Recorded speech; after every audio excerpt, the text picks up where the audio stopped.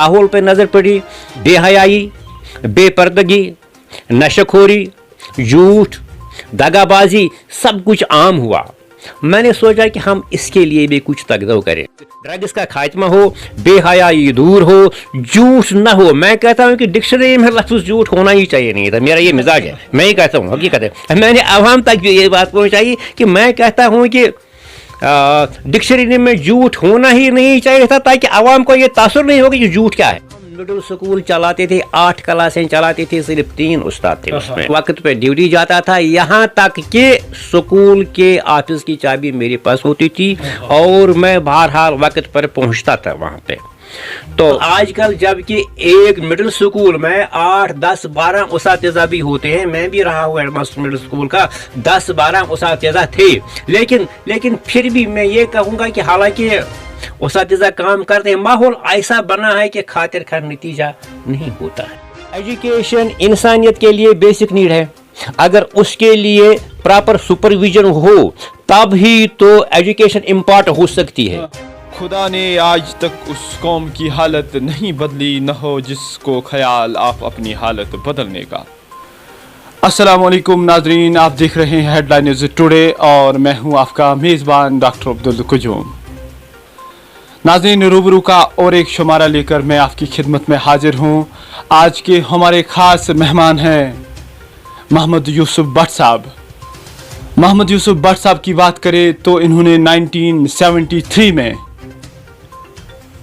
Sopore degree college से graduation complete की है। उसके बाद एक ऐसा पेशा इन्होंने इख्तियार किया जिसके लिए अल्लाह सुब्हान तआला ने खुद पर फरमाया है, इकरा पढ़ो।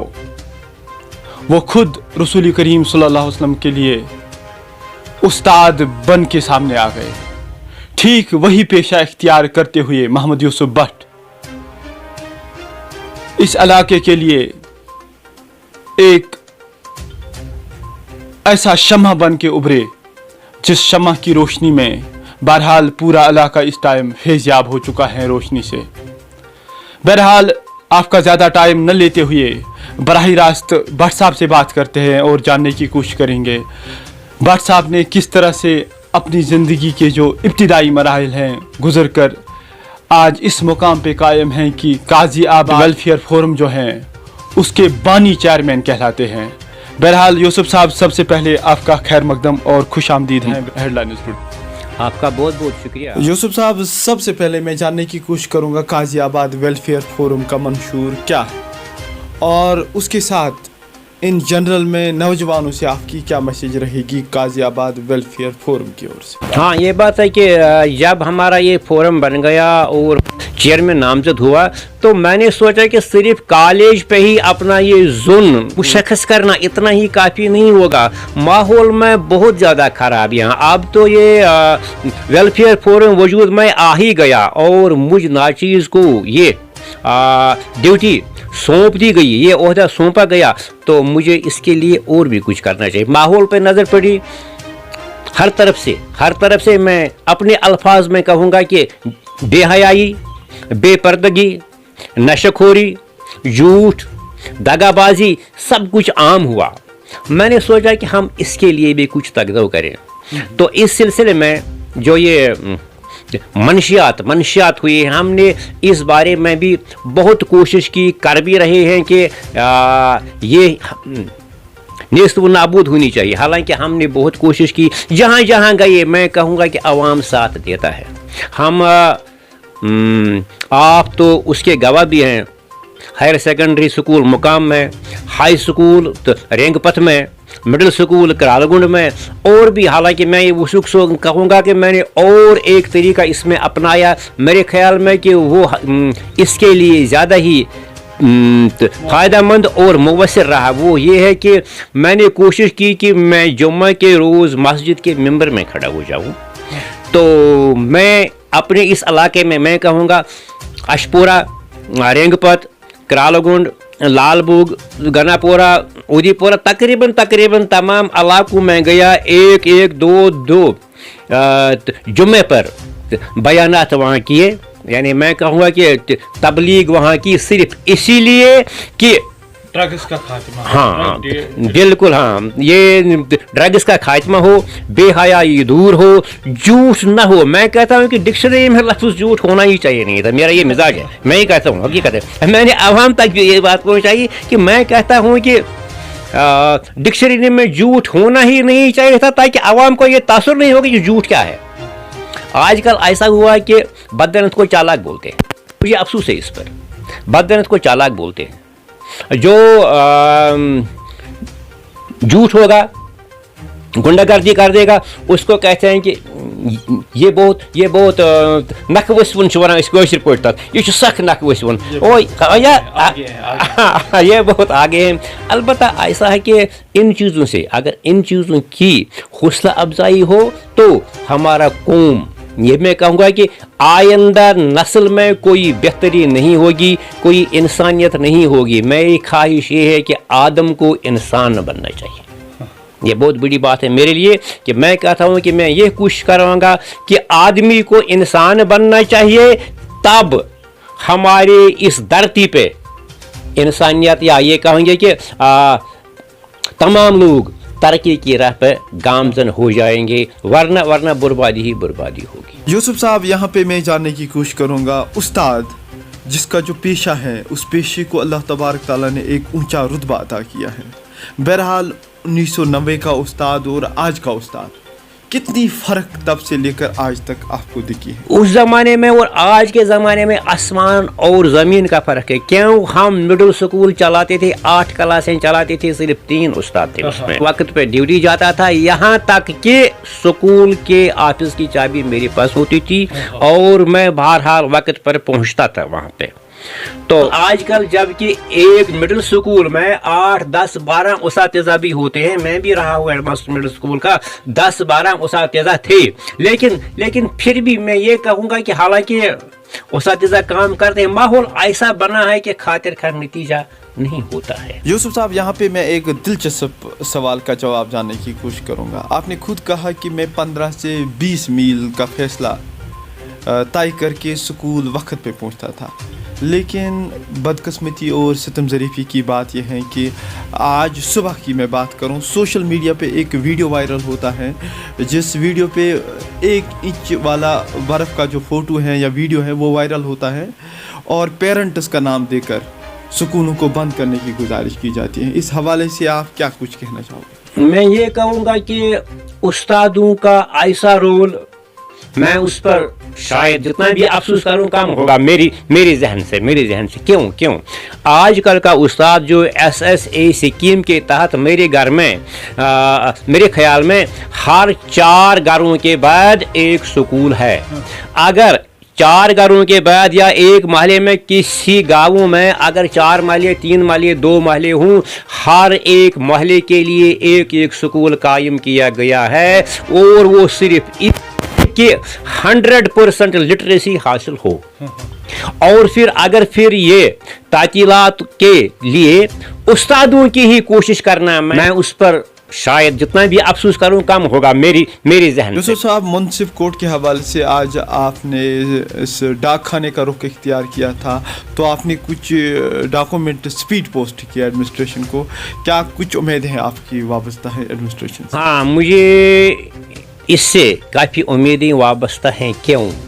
पिछली बार जब हमारे इलाके में काजी आबाद में जनाब SP Singh Baghel, MOS for law and justice, मुझे उसके साथ भी मैं ये कहूँगी अरबाबी इक़्तिदार की वजह से मुलाकात हुई।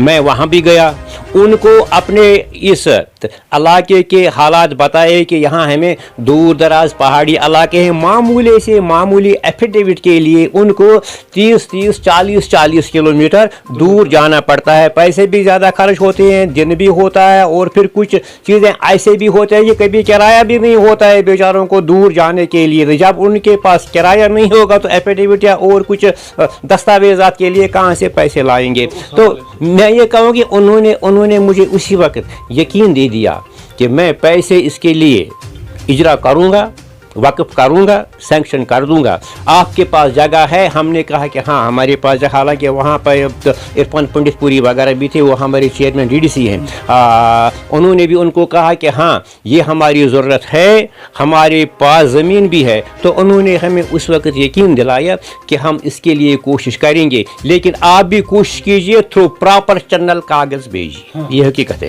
तो उसकी कड़ी आज आपने बिल्कुल उसी की कड़ी है कि मैंने सोचा कि मैं ऑनरेबल चीफ जस्टिस को अपनी एप्लीकेशन भेज दूं थ्रू CPD पेश। हो सकता है कि ये थ्रू प्रॉपर चैनल जनाब SP सिंह बागल के पास पहुंच जाएगी और हमारे लिए ये मुनसिप कोर्ट एस्टेब्लिश हो जाएगा। सिर्फ इतना ही नहीं, मैं ये भी कहूँगा कि हमारा ये तहसील जो बना है, तहसील तो बना है, लेकिन जो चीज़ें इस तहसील के ज़रूरी हैं, तहसील के लिए ज़रूरी हैं, वो सब की सब यहाँ पर नहीं है। मैं ये कहूँगा कि एजुकेशनल जोन 3 हिस्से हैं इसके, अगर यहाँ 3 एजुकेशनल जोन भी बनाए जाएं तो भी वो कम ही रहेगा, क्योंकि एजुकेशन इंसानियत के लिए बेसिक नीड है। अगर उसके लिए प्रॉपर सुपरविजन हो तब ही तो एजुकेशन इम्पार्ट हो सकती है।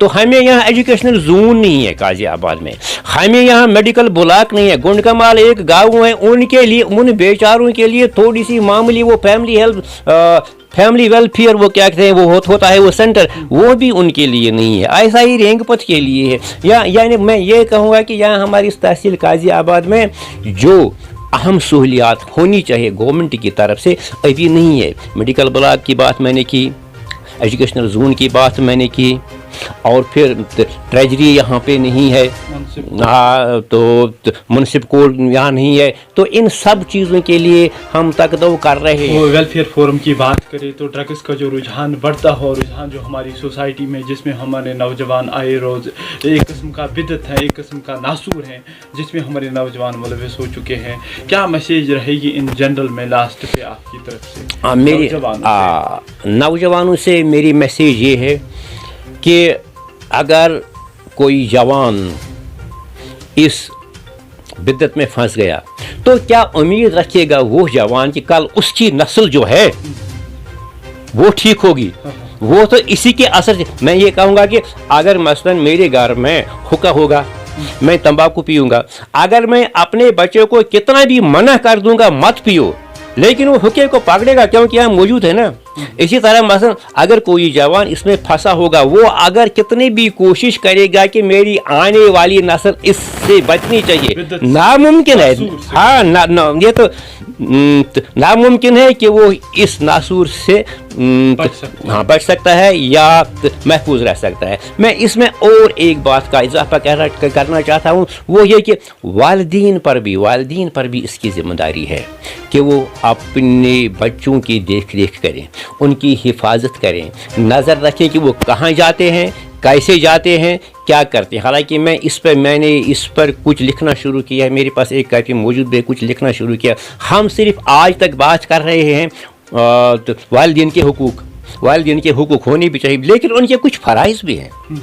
हाँ, उनके कुछ फ़राइज़ हैं। आजकल ज़्यादा फ़राइज़ हैं ये कि आजकल के माहौल में उनको उनका लिबास भी देखना है, उनको उनके अखराजात भी देखने हैं, उनको वो किस माहौल में हैं ये भी वालिदीन को देखना है।